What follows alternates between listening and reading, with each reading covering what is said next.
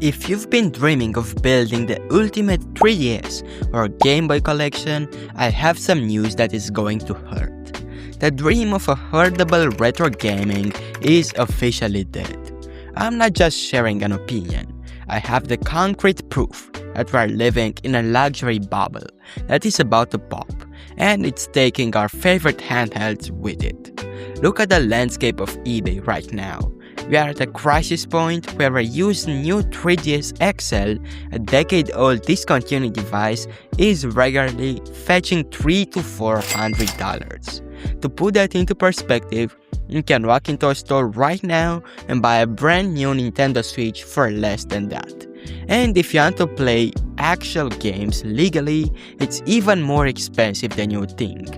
A good game usually costs at least €30, and titles that are rarer can even go over the €100 price.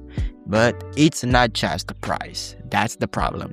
It's also the fact that the hardware is starting to degrade. You can see for yourself that sometimes screens are yellowing, internal components are failing, and batteries are starting to swell.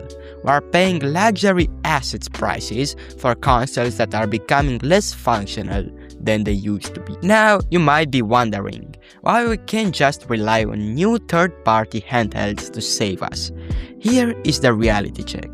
We are officially living in the era of RAM crisis. Global RAM and storage prices have surged because AI data centers are buying up the entire supply, and it is crushing the portable gaming marketplace. Small manufacturers like Retroid have already had to discontinue higher spec models because the memory costs became too high to sustain. Even Neo recently had to suspend the project because the cost to build the unit became higher than the price they are selling it for. The era of getting a Switch killer every month for $100 is over. The accessibility of this hobby has been squeezed between failing old tech and overpriced new tech.